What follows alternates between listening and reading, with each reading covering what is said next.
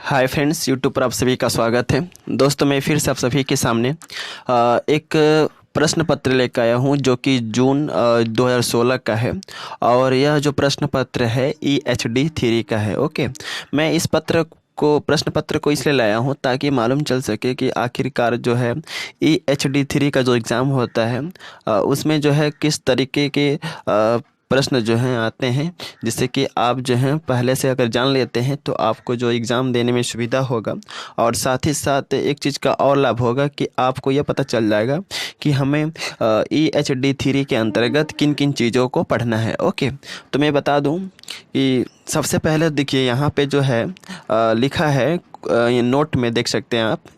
EHD 3 का जो अधिकतम जो अंक होते हैं वह 100 नंबर के होते हैं। और नोट में यहाँ पर साफ लिख दिया है कि कुल 5 प्रश्नों के उत्तर देने हैं। प्रथम प्रश्न अनिवार्य है, सभी प्रश्नों के अंक समान हैं। ओके, यानी कि यहाँ पर कुल आपको जो है 5 प्रश्नों के आंसर देने हैं। और जो प्रथम प्रश्न है वह अनिवार्य है, वो आपको करना ही पड़ेगा। ओके, और सभी प्रश्नों के अंक जो हैं वह समान है। तो यहाँ पर आप देख सकते हैं पहला प्रश्न में दिया है कि रस के विविध भेदों का सोदाहरण विवेचन कीजिए, अथवा हिंदी विद्वानों द्वारा दी गई साहित्य की परिभाषाओं का विश्लेषण कीजिए और कल्पना का स्वरूप स्पष्ट करते हुए उसकी विशेषताओं पर प्रकाश डालिए। दोस्तों, इस वीडियो में मैं बता दूंगा कि जो प्रश्न इम्पोर्टेंट होंगे मैं उसको भी बता दूंगा, इसलिए आप जो है वीडियो के अंत तक बने रहें, जिससे कि आपको जो है भली भांति समझ में आ जाए। ओके, तो मैं और साथ ही साथ ये भी बताऊंगा कि कौन कौन से प्रश्न EHD 3 के अंतर्गत पढ़ने हैं, जिससे कि आप उसे पढ़कर जो है अच्छे नंबर पा सकते हैं। तो यहाँ पर 3 प्रश्न दिए गए हैं 1 नंबर प्रश्न के अंतर्गत। इनमें से तीनों में से केवल आपको एक प्रश्न का आंसर देना है। ओके, फिर से बोल दूं, 1 नंबर में 3 प्रश्न दिए गए हैं और तीनों का जो मार्क्स है वह 20-20-20 करके है।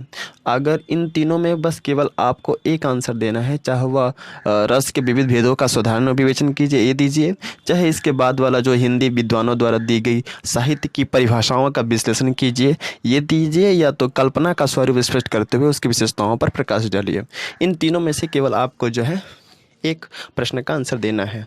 तो इसमें सबसे ज़्यादा बार जो परीक्षाओं में पूछा जाता है वह प्रश्न है रस के विविध भेदों का सोदाहरण विवेचन कीजिए। यह प्रश्न आप जब भी EHD 3 का एग्ज़ाम देने जाएंगे, आई एम 100% श्योर यह प्रश्न एग्ज़ाम में आएगा ही आएगा। तो इस प्रश्नों को आप अच्छे तरीके से पढ़ लीजिए, क्योंकि आप ये प्रश्न जितने भी प्रीवियस ईयर के प्रश्न पत्र देखेंगे उनमें यह प्रश्न जो है कॉमन आपको मिलेगा ही मिलेगा। तो यह प्रश्न जो है काफ़ी इम्पोर्टेंट है।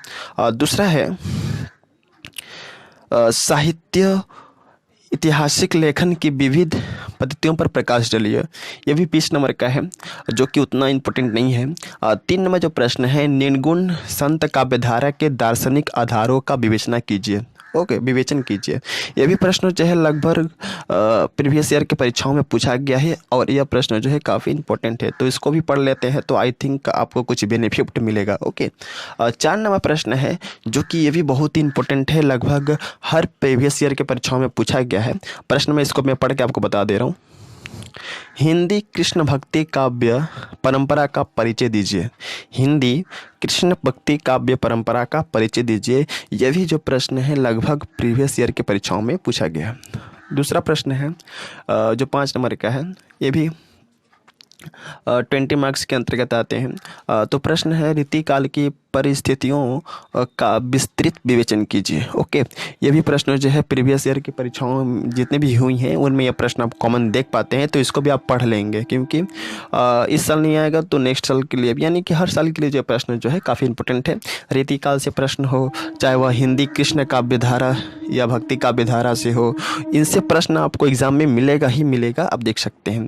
6 नंबर तो और भी इम्पोर्टेंट है, द्विवेदी युगीन साहित्य की प्रमुख प्रवृत्तियाँ। इसको पढ़ ही लेना है, क्योंकि यह प्रश्न जो है एग्ज़ाम में बहुत बार आया हुआ है और मेरे चैनल पे जितने भी वीडियो देखेंगे उनमें EHD3 के मैंने बहुत सारे वीडियो बनाए हैं और यहाँ पर जितने भी प्रश्न मैंने बोले हैं कि इम्पोर्टेंट है, यह प्रश्न सभी प्रश्न जो हैं आपको मेरे वीडियो में मिल जाएगा। और आपको विश्वास नहीं होगा तो आप मेरे वीडियो को देख सकते हैं और उसमें जो कमेंट आए हुए हैं उसको भी देख सकते हैं कि मेरा वीडियो कितना हेल्पफुल आप लोगों के लिए होता है। ओके, तो 6 नंबर प्रश्न है द्विवेदी युगीन साहित्य की प्रमुख प्रवृत्तियों का प्रकाश डाले। यह भी प्रश्न बहुत इंपॉर्टेंट है और जो कि मैंने वीडियो में पहले बना रखा है। और 7 नंबर है समकालीन हिंदी कविता की प्रमुख विशेषताएं। यह भी प्रश्न जो है बहुत इंपॉर्टेंट है और यह भी जो प्रश्न है जो प्रीवियस ईयर की परीक्षाओं में आया है और इस पर भी मैंने बहुत सारी वीडियो बना रखी है, तो इसको भी आप देख लीजिएगा। 8 नंबर है हिंदी निबंध के विकास पर प्रकाश डालिए। यह भी जो है प्रश्न पूछे जाते हैं लेकिन उतना नहीं पूछा जाते हैं। इसमें से मैंने फिर से बोल दूं, इसमें से कौन कौन से इंपॉर्टेंट क्वेश्चन आपको पढ़ना है। पहला है 7 नंबर समकालीन हिंदी कविता की प्रमुख विशेषताएं, 7 number, 6 number, 5 number, 4th number और 3 नंबर। ओके, और 1 नंबर इसमें है जो कि रस के विविध भेदों का सुधारण विवेचन कीजिए। ये जितने भी प्रश्न हैं वो प्रीवियस ईयर की परीक्षाओं में पूछे गए हैं। इसके बाद जो है 5 नंबर में आपको देखने को मिलेगा कि बहुत सारे यहाँ पर 5 टिप्पणियाँ दी गई हैं जिनमें से कि 2 के ऊपर आपको टिप्पणियाँ लिखना है जो कि 10x2 यानी 20 मार्क्स के होंगे। ओके, तो अमीर खुसरो के ऊपर पढ़ सकते हैं विशिष्ट द्वैतवाद, मुक्त छंद, संस्मरण और रेखाचित्र, प्रमुख छायावादी कवि। तो इसमें से आपको सबसे पहले पढ़ना है अमीर खुसरो, उसके बाद संस्मरण और रेखाचित्र, प्रमुख छायावादी कवि। ये 3 आपको पढ़ लेना है क्योंकि ये 3 प्रश्न जो हैं प्रीवियस ईयर के परीक्षाओं में पूछे गए हैं। ओके, तो मैंने यहाँ बता दिया इस वीडियो के माध्यम से कि कैसे प्रश्न आते हैं, किस तरीके के प्रश्न आते हैं। तो यहाँ पर 5 प्रश्न है, 5 प्रश्न है, कोई आपका आंसर देना है। आप पाँचों का जो मार्क्स है वह 20 नंबर के हैं। ओके, तो अगर कुछ पूछना है इस वीडियो के माध्यम से तो आप पूछ सकते हैं। और एक चीज़ बता दूँ कि मैं अपने चैनल पर हमेशा उन सभी वीडियो को लेके आता हूँ जो एग्ज़ाम की दृष्टि से काफ़ी इंपॉर्टेंट होते हैं, जिनकी एग्ज़ाम की संभावना जिन प्रश्नों के एग्ज़ाम में आने की संभावनाएँ काफ़ी अधिक होती है, मैं ऐसे प्रश्नों को लेके आता हूँ। तो बस आज के लिए इतना ही। थैंक्स एंड मिलते हैं नेक्स्ट वीडियो में। थैंक यू, जय हिंद।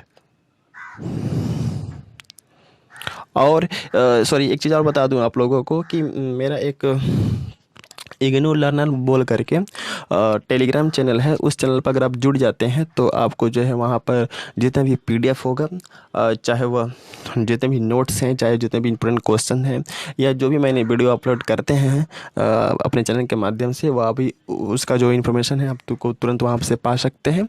तो उस टेलीग्राम चैनल को आप ज्वाइन कर सकते हैं। नाम है IGNOU learner. Okay, IGNOU learner जो मेरे चैनल का नाम है वही जो है मेरे टेलीग्राम चैनल का नाम है। तो उस टेलीग्राम चैनल से आप जो है मेरे टेलीग्राम चैनल में जुड़ सकते हैं, जिससे कि आपको जो है एग्जामिनेशन में किसी प्रकार का दिक्कत ना हो, मुसीबत ना हो और आप अच्छे से नंबर से एग्जाम में पास हो जाए। Thank you and best of luck for your exam. Thanks, जय हिंद।